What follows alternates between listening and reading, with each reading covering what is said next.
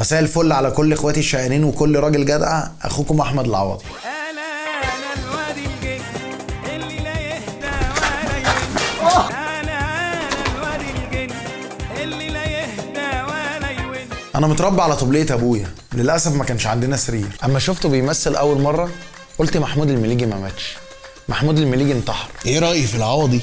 العوضي ايه رأيه فينا كنقاد؟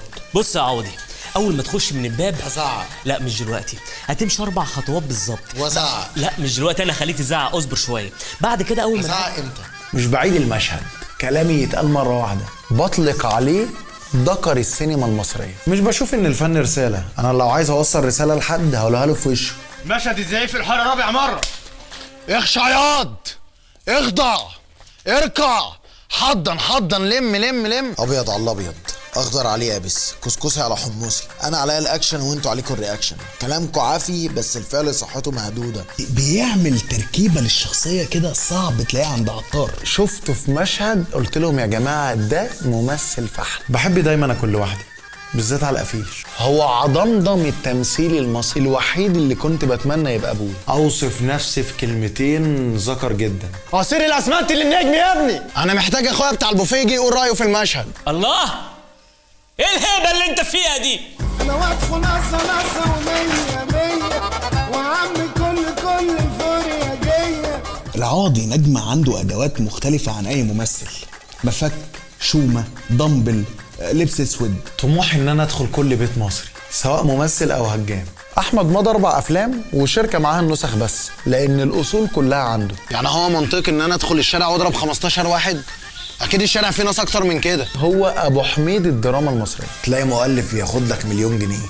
هو الكلام بفلوس. هو عرباوي الدراما المصريه. رامبو السينما المصرية.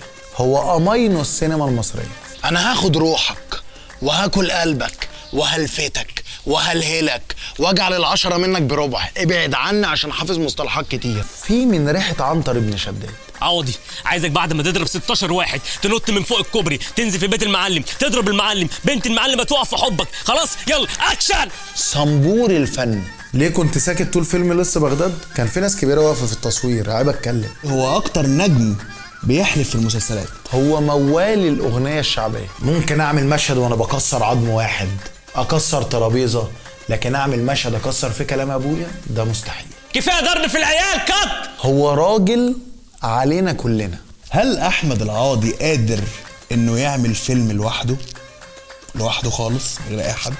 كتير جدا بيشبهوني بالفنان احمد زكي، يعني احنا الاتنين اسمنا احمد. هو الممثل الوحيد في جيله اللي بياخد الشخصيه لحته مقطوعه. هو السيد درامه مصر. مفيش صحفي في مصر يعرف يعمل معايا حوار.